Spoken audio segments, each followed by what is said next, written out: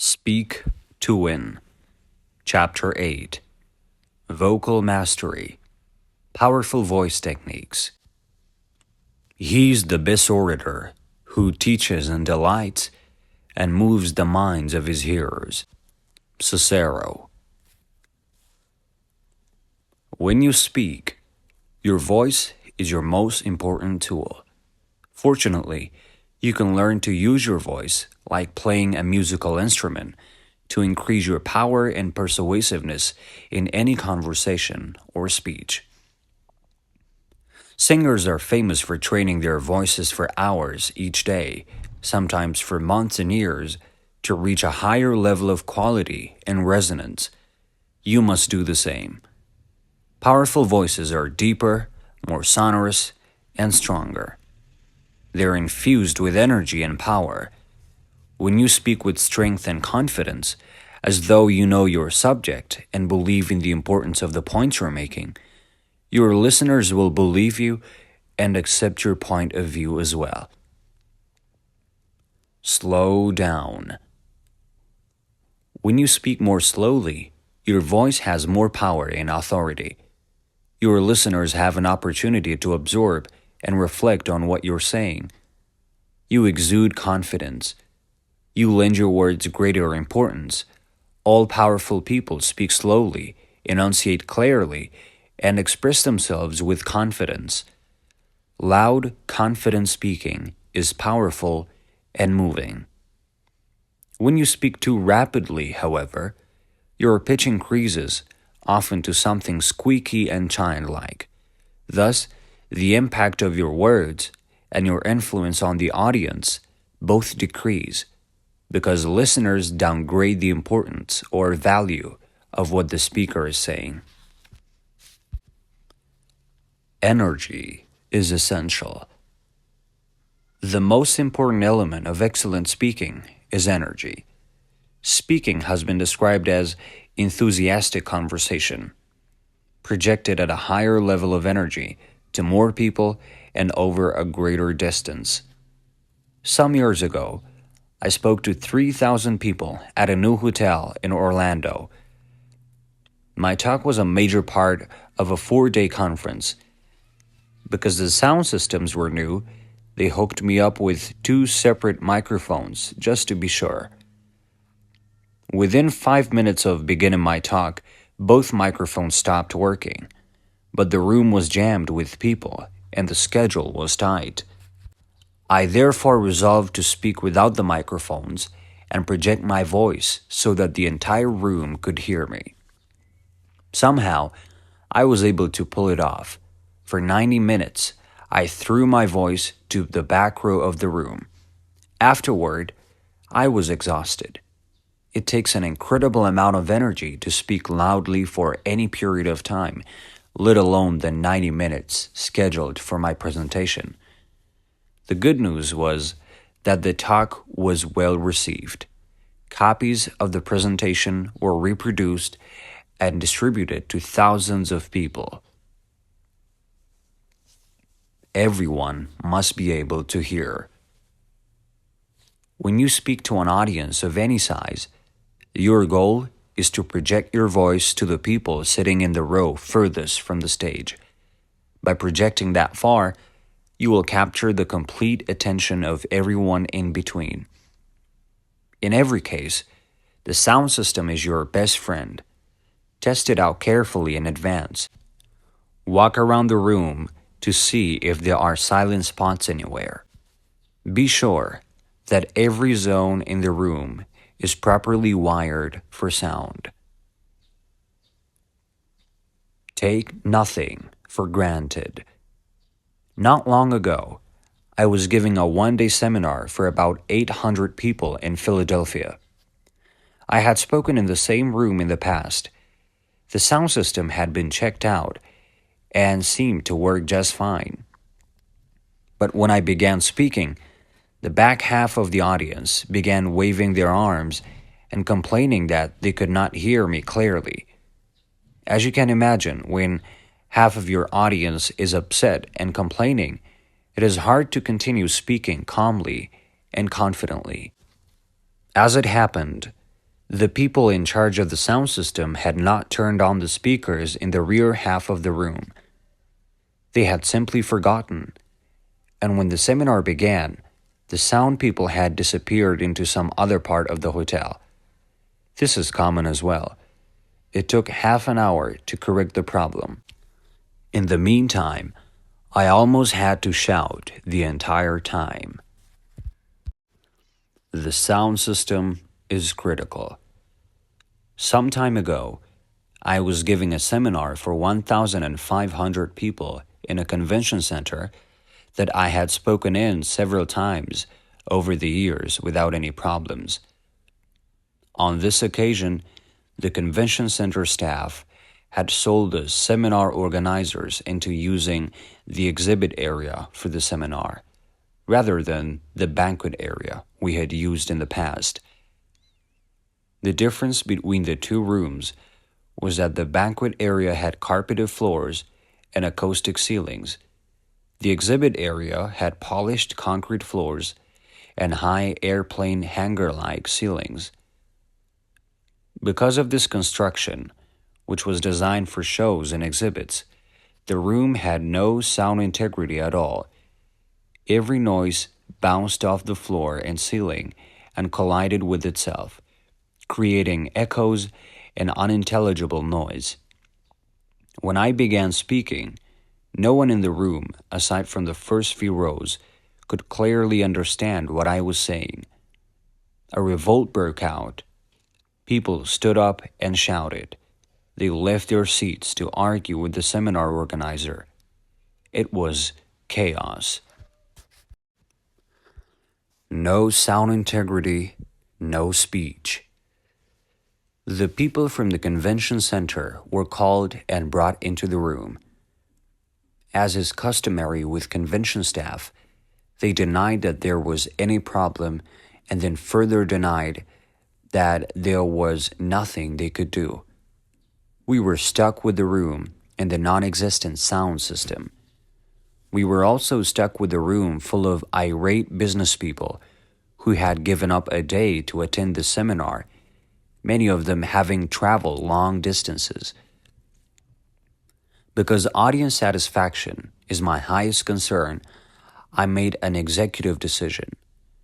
After quickly conferring with the staff of the convention center and determining that a carpeted room would be available 2 weeks later, I announced to the audience that this seminar was being canceled for today and would be held again in 2 weeks. As compensation for their inconvenience, we offered to let each person who had paid to attend the seminar bring another person at no charge 2 weeks hence.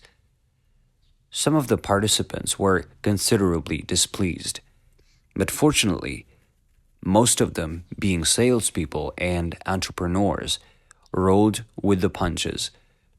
They accepted that this was an irresolvable situation and agreed to come back in 2 weeks, which they did. The next time, we were in a different room. The sound system had been checked out thoroughly in advance, and the seminar came off without a hitch. Expect a deficient sound system. It is quite common for hotels and convention centers to install cheap and ineffective sound systems. Toward the end of construction, almost all hotels are over budget. They continually look for places where they can cut back on construction costs. The two areas they settle on, over and over, are the sound system and the air conditioning system. I never cease to be amazed at the number of hotels and meeting facilities that have inferior and inadequate air conditioning, as well as poor sound systems. Almost all the meeting planners and seminar organizers that I work with arrange to bring in their own speakers and sound systems. It may cost a little more money, but it is an insurance policy against a disappointed or irate audience. Building vocal power. The human voice is like a muscle. It can be made stronger with exercise and use. Many people with weak voices have become powerful, confident speakers by building their voices over time with exercise. One of the best techniques for building your vocal power is to read poetry aloud. Select a piece of poetry that you particularly enjoy, memorize it, and then recite it regularly as you drive or walk around. When you recite a piece of poetry, imagine that you are making a dramatic presentation in front of a large number of people. Put emotion, strength, emphasis, and energy into the words. Go slowly. Change the emphasis on each word in a line of poetry and thereby change the meaning of the line. Imagine that the words are like piano keys. As you recite a line of poetry, change the emphasis from word to word each time you read the line. My favorite poet is Robert W. Service. His poems are more like verses with wonderful rhyming and alliteration. They are easy to learn and remember. Once you have committed them to memory, you can recite them to yourself and to others for the rest of your life. Each time you recite a line of poetry, as if you were presenting it on the stage, you not only improve with that particular line, you actually become better as a speaker with all your other lines when you stand on the stage in front of an audience. Another way to build vocal power is to read aloud plays, especially the monologues from Shakespeare. When I was in high school, I memorized Mark Antony's funeral oration for Caesar from Shakespeare's play Julius Caesar. I still remember and recite that oration to this day for practice and to warm up prior to a talk. Record and listen to your voice. As you develop your ability to speak powerfully, record yourself reading poetry or parts of plays onto a dictaphone or tape recorder. Replay these recordings over and over, looking for ways to improve your pronunciation, delivery, and pacing. When my company teaches presentation skills, we instruct the participants to stand up and share a story about any part of their lives with which they feel comfortable. Some people explain their jobs, others talk about their children, some recount a recent experience. We instruct the participants to speak loudly and forcefully and to use their hands and gestures to make their points with great emphasis. We then videotape the brief presentations and play them back. In almost every case, the students are astonished. They had no idea how poorly they came across when they were speaking to a small group of people. Public speaking is not the same as having a regular conversation. The most common mistakes people make include limited voice projection, stumbling over words by trying to speak too fast, pausing too much or not at all, saying continually, and using insecure or ineffectual body language. When students are told to be more animated, energetic, and passionate about their subject, and they attempt this during the videotape presentations, they're almost always amazed at how what they consider to be high levels of animation comes off as small, self-conscious movements. Overdo it to do it well. To expand your vocal range in front of an audience, speak as loudly as you possibly can, almost shouting on a key point. Expand your arms widely and then let them drop all the way down to your sides. When you see this on a video, you will always be amazed at how limited and self-contained it appears. My wife, Barbara, was raised in a household where her father worked the graveyard shift, and slept during the day. The children were continually admonished to be quiet. They developed the habit of speaking in whispers and tiptoeing around the house throughout their childhoods. When Barbara began learning how to speak in front of a group, she was encouraged to speak louder. She raised her voice to what she felt was a shout, but when it was played back on the screen, her shout was just slightly above a conversational tone. She was amazed. When you videotape your own presentations, you will be amazed as well. Review and improve. One of the best ways to improve rapidly as a speaker is to videotape your presentation and then review the videotape with someone who will give you honest feedback. Stop and start the video each 30 or 60 seconds.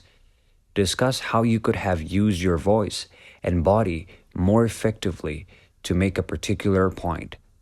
Stop the video at certain points and repeat what you said, exactly as you would if you had another chance to give this same presentation.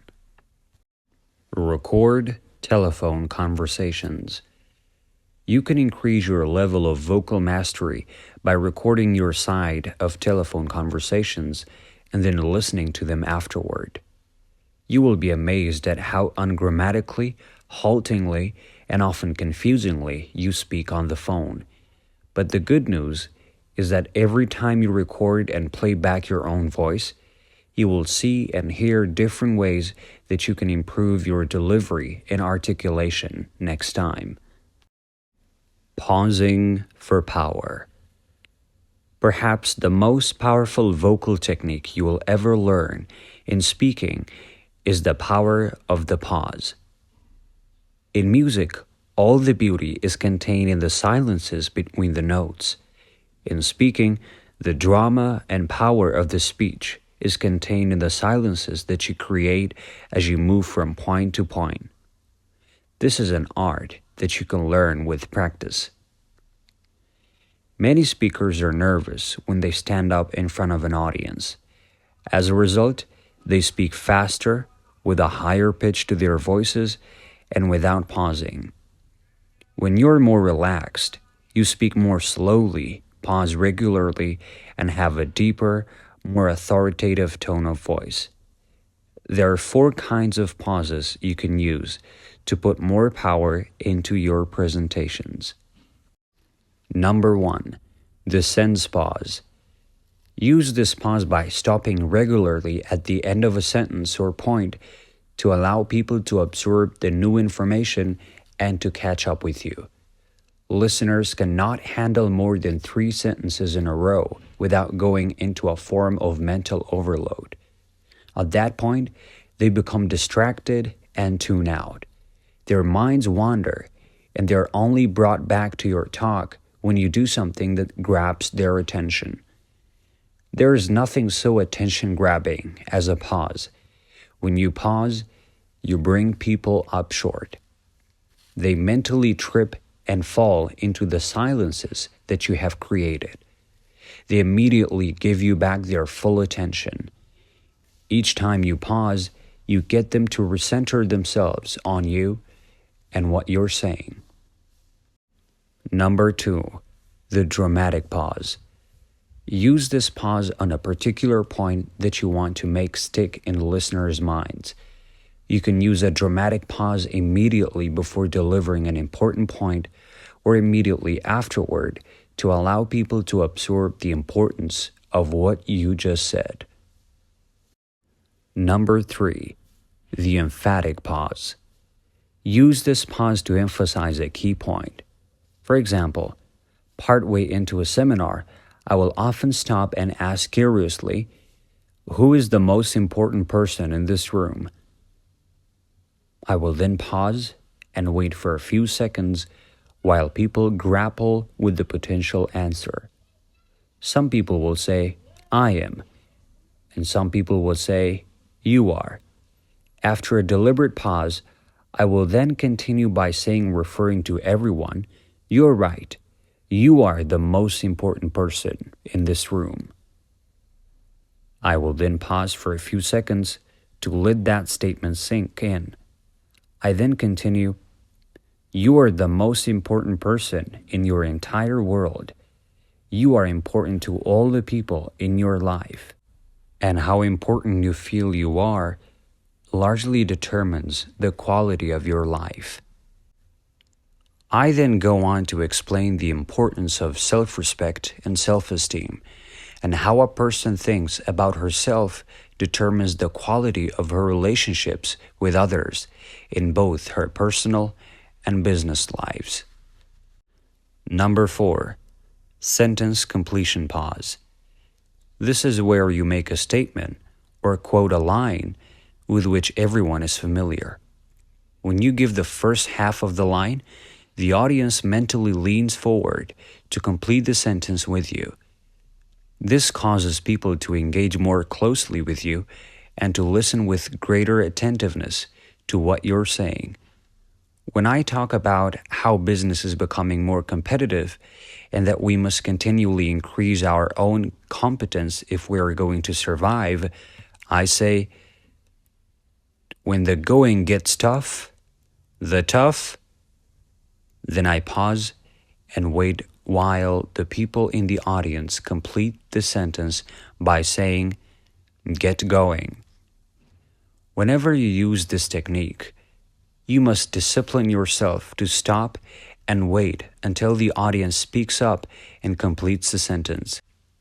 You then repeat the words to finish the thought. You will have the total attention of the audience. Tone of voice. When you want to emphasize a particular point, you speak louder and stronger. The greater strength and emphasis you put into a statement, the greater relevance and importance your listeners will give it. When you want to share something sensitive or emotional, drop your voice and speak in a more intimate tone. In a good talk, your rate of speech will be faster and slower, louder and softer, and broken by a variety of different pauses for drama, emphasis, and to allow people to breathe and catch up with you. The more you vary the various vocal elements of your talk, the more interesting and enjoyable it'll be for the audience, no matter what the subject. The physical side of the voice and throat. Your voice is the instrument with which you speak and persuade. There are things that you can do to ensure that your voice and throat are performing at their very best. Energy is essential for good speaking and voice projection. Before a short talk, you should eat lightly. This ensures that you are bright and alert when speaking and that your brain is functioning at its best. Before a longer talk, such as a half-day or full-day seminar, it's essential to eat well. Protein is best. A solid protein breakfast or lunch will give you energy to burn for 4 to 5 hours. Protein is brain food, and you need it to think and speak effectively. Your voice will remain strong and your mind will stay clear. To ensure the best possible voice, only drink room temperature water prior to and during your speech. Cold water, commonly served with ice cubes, can chill your vocal cords and decrease the amount of warmth in your voice. There will be times when you have trouble with your voice. When you have a sore throat, it can be difficult to speak clearly and project to the last row in the audience. If this occurs, drink hot water with lots of honey and lemon juice. This miraculous combination has saved me on several occasions. Because of long flights and short nights, I have a sore throat about once a year. But by continually sipping hot water with honey and lemon during my seminar, my throat remains clear and my voice remains strong. I have been able to speak for 8 solid hours, from morning to evening, with a sore throat, by continually massaging my vocal cords with hot water, honey, and lemon juice. You should do the same. Summary: training and using your voice like a musical instrument, varying your tone and speed, allowing silences in your talk, and delivering to the back row of the audience will enable you to speak with power in every situation.